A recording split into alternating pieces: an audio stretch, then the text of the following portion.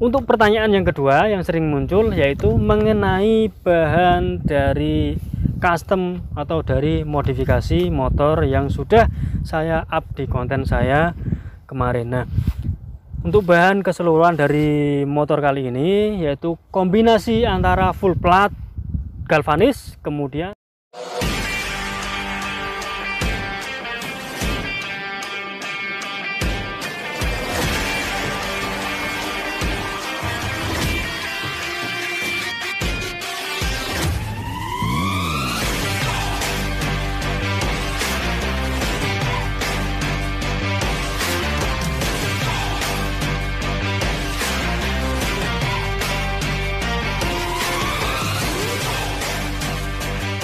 Assalamualaikum bosku, welcome back to my channel. Kembali lagi ke channel balik mana dengan channel Yahya BC. Nah bosku, alhamdulillah kita bertemu lagi tetap di channel Yahya BC. Dan pada kesempatan kali ini, setelah saya posting konten saya mengenai motor yang ada di depan saya ini, dan saatnya kita menjawab Q&A dari pertanyaan teman-teman atau subscriber saya. Nah, sebelum saya jawab Q&A dari teman-teman, support terus channel Yahya BC dengan cara klik subscribe, kemudian nyalakan lonceng notifikasi agar konten kita selalu membagikan informasi yang positif mengenai modifikasi, membagikan tutorial, dan membagikan vlog mengenai modifikasi. Oke bosku, kita membahas motor yang sama yang sudah saya posting di konten YouTube saya mengenai Yamaha Bison Modif Scrambler ala YBC Modified. Mungkin bagi teman-teman yang sudah menonton tidak asing dengan motor ini, dan bagi teman-teman yang baru menonton bisa perhatikan atau bisa menonton video yang sebelumnya. Oke, akan saya jawab mengenai pertanyaan yang pertama, yaitu soal biaya.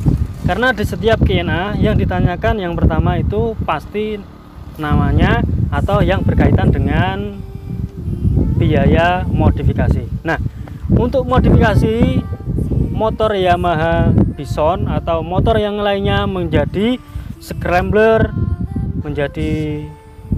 seperti ini menghabiskan biaya 7 juta rupiah, meliputi full body seperti yang ada atau seperti yang teman-teman lihat itu, selain kaki-kaki yang sudah menempel di motor ini. Kebetulan untuk kaki-kaki mengenai modifikasi ini kita tidak mengganti untuk bagian kaki-kakinya, alias masih bawaan standarnya. Jadi untuk modifikasi seperti ini bisa dibilang ekonomis.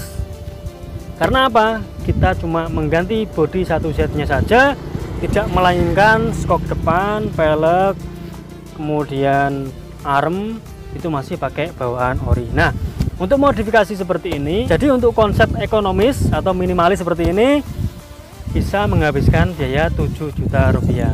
Nah, untuk harga 7 juta rupiah meliputi apa yang sudah saya sebutkan tadi. Nah, sebenarnya untuk modifikasi seperti ini bisa budget minimalis, bisa juga ke budget totalitas. Untuk totalitas, jadi untuk kaki-kaki, terus subsidon depan, kemudian sampai belakang atau part-part yang lain itu bisa menyesuaikan tergantung permintaan dari customer yang inginkan, dan itu mempengaruhi biaya total dari modifikasi tersebut. Oke, jadi untuk harga seperti itu dikatakan relatif. Untuk pertanyaan yang kedua yang sering muncul yaitu mengenai bahan dari custom atau dari modifikasi motor yang sudah saya up di konten saya kemarin. Nah, untuk bahan keseluruhan dari motor kali ini yaitu kombinasi antara full plat galvanis kemudian dengan bahan fiberglass. Nah, untuk bahan-bahan mana yang fiberglass, bahan mana yang plat, itu bisa teman-teman simak di konten saya yang mengenai review tentang motor ini. Kemudian saya lanjutkan untuk pertanyaan yang ketiga.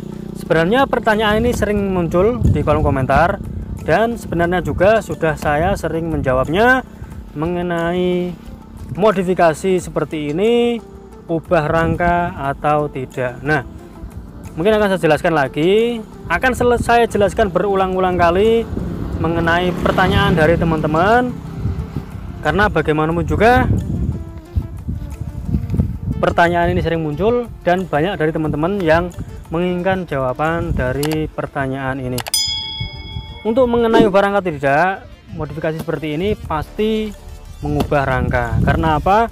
Karena kontur dari motor, misalnya motor Vixen, motor Mega Pro, motor Bison, atau motor yang lain itu pasti beda, terutama rangka di bagian belakang itu pasti beda konturnya. Jadi untuk perubahan modifikasi seperti ini, rata-rata memotong rangka belakang mulai dari rangka tengah bagian atas, kemudian di bawah postep di bagian rangka bawah itu pasti kita potong, kemudian kita tambahkan lagi, kita bikinkan lagi rangka yang plug and play ke body scrambler atau body job style atau body bobber atau body yang teman-teman inginkan.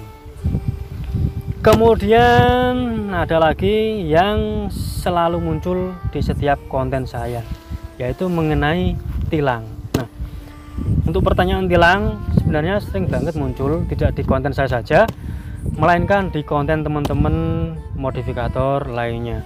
Sebenarnya untuk pertanyaan mengenai tilang sudah sering muncul dan sudah banyak sekali dari customer saya yang membuktikan secara langsung bahwa motornya aman digunakan sehari-hari dalam luar kota maupun di dalam kota.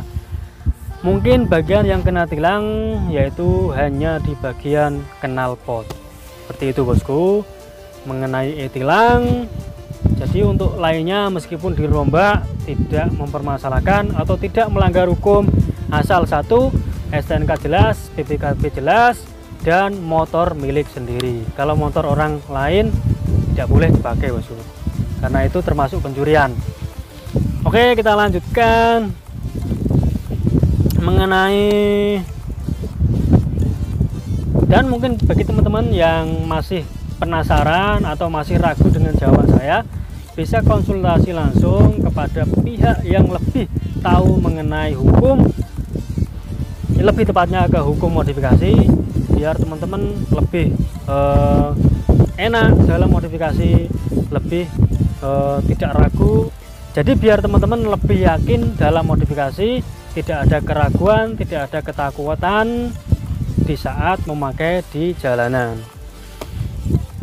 Oh ya bosku, ini pertanyaan yang terakhir, pertanyaan yang sangat lucu menurut saya, tapi nggak apa-apa, saya akan menjawabnya. Mengenai kenapa setiap kita review kok pindah-pindah areanya. Nah, sebenarnya untuk tempat nggak ada permasalahan sih, yang penting kita menyampaikan materinya jelas, materinya sesuai dengan motor atau dengan otomotif. Kenapa saya lokasinya pindah-pindah dan lokasinya selalu di area perkampungan atau persawahan? Karena lokasi kita ada di tengah-tengah perkampungan bosku. Jadi kalau kita mau ke kota, misalnya ke kota, kemudian ke tempat yang keramaian, itu membutuhkan jarak 10 km untuk ke area kota. Jadi kita pure ke perdesaan bosku. Tinggal kita ada di desa, ada di kampung, lebih tepatnya di Kabupaten Lamongan, Kecamatan Modo, Desa Jatibaya, atau bisa teman-teman search di Google Map, namanya Yahya YBC atau YBC Modifit. Itu lokasi bengkel saya, karena memang bengkel kita benar-benar berada di perkampungan, di perdesaan, atau bisa dibilang di persawahan, di daerah persawahan, seperti itu bosku. Oke, mungkin cukup mengenai Kiana kali ini, dan selalu saya aturkan mohon maaf apabila ada kekurangan atau kesalahan dalam kita menyebutkan plat atau merek dari motor yang sudah saya review, karena bagaimanapun juga kita manusia biasa yang tidak lepas dari kesalahan. Oke, mungkin seperti itu yang dapat saya sampaikan, kurang lebihnya kita mohon maaf. Sampai ketemu lagi di konten berikutnya, sampai ketemu lagi di konsep yang berikutnya. Dari kami, salam sukses, Yahya YBC.